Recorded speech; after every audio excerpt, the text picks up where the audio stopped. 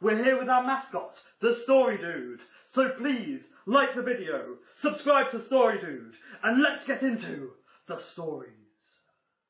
Tifu by naming my husband as Daddy in my contacts. So I, 25 female, messed up hugely. I was out once with my friends and my husband called me, and after I ended the call they were like, "Why did you put husband as his name?" So I changed it to Daddy, after not thinking twice.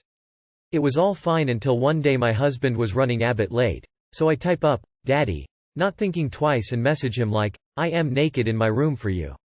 Now here's where I fucked up.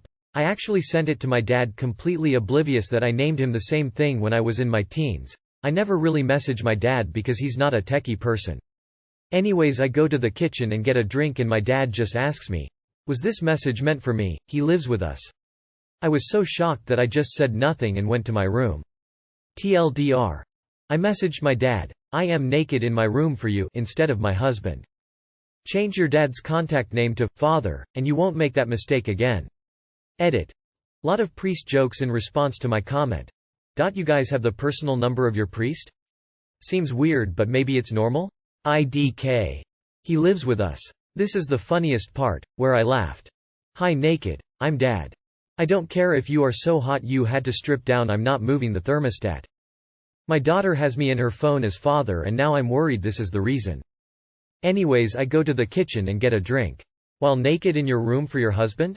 Cheeky smiley face, that must have been awkward. Today I fucked up using shrooms in front of my GF. Yesterday my girlfriend agreed to be my trip sitter. I like shrooms and usually I'm a 2-gram shroom guy, but yesterday I wanted to see what 4 grams would do.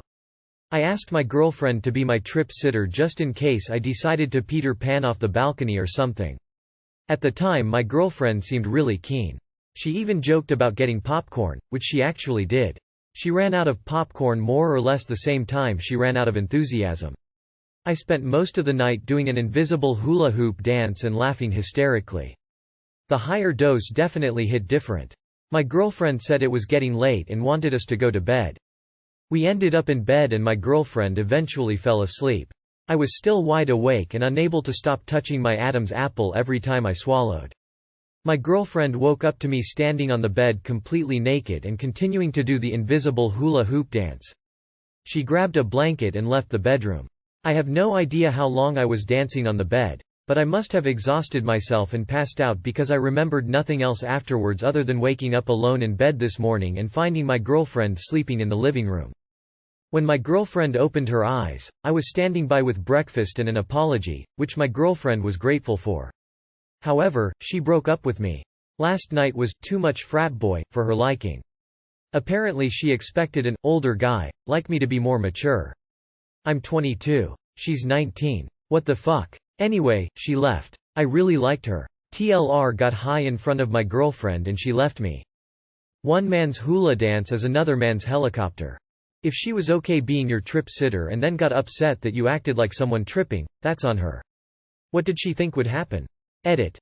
Maybe she did not have a good idea about how anyone may act on shrooms. Maybe acted in some upsetting or inappropriate way. No way to know at this point. It sounds like she had no idea what responsibilities being a trip-sitter entails, and you didn't really correct her. Besides that, most 19-year-olds think being 20+ is supposed to make you somehow different. She'll get a rude awakening on that somewhere down the line. But no matter what, y'all weren't meant to be. If you can't handle me at my 4-gram shroom-induced 3 a.m. naked hula hoop dance, then you sure as hell don't deserve me at my 2-gram shroom best. Today I fucked up by taking an ancestry DNA test. So this was a few weeks back, but yeah.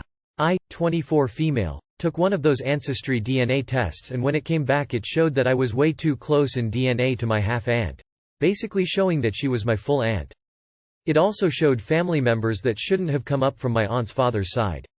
My aunt told my mom, 55 female, and basically realized my mom's father, my grandpa 94 male, isn't actually her dad. My mom had gone 35+ years thinking her, technically, step-dad was her actual dad when her real dad died when she was 18. She was obviously super upset about it as I practically accidentally turned her whole life upside down. I feel so awful even though she tells me it's obviously not my fault. She says it doesn't change anything, that my grandpa is still my grandpa, which I wasn't going to think differently anyway.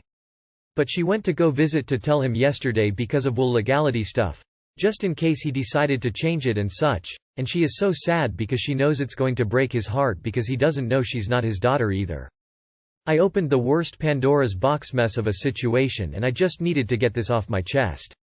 Thanks for reading. Too long did not read. I took a DNA test and found out my grandpa isn't actually my grandpa and now my mom is upset. Edit because everything is confusing lol. Her bio dad is the prior husband and the later husband is the 94-yo. She believed she was later husband's daughter when she's actually prior husband's daughter. Grandma had an affair and told my mom at 18 that later husband was her dad. Grandma passed years ago so we can't ask. My mom has 7 older siblings from prior marriage as well. Hope this clears some confusion lol. I understand the honesty but I am not sure if you should tell him. Does it really change anything for your mother? He is 94, he shouldn't deal with this stuff but instead have a few more happy years. My coworker once took a test and from the results realized they had a half-brother from their father, who was deceased. The half-brother didn't know that their current father wasn't the biological dad. The mom of the half-brother swears up and down she was never intimate with my coworker's father. Being that the father is no longer around to defend himself, everyone is throwing blame and rape allegations around. Horrible situation and no one has benefited. I'm 33 and honestly the older I get the more I realize, legality and stuff, is just made up and unless you tell the government they'd never know or care. Was he her step-dad before she turned 18? This is a little confusing. Happens a lot more than you think. Today I fucked up by watching the newest SheHulk episode. For some backstory, my roommate recently got me hooked into watching The Sopranos. I had never seen it before and knew nothing about it other than it has something to do with the mob. We're about halfway through season 3 and I am absolutely loving everything about it.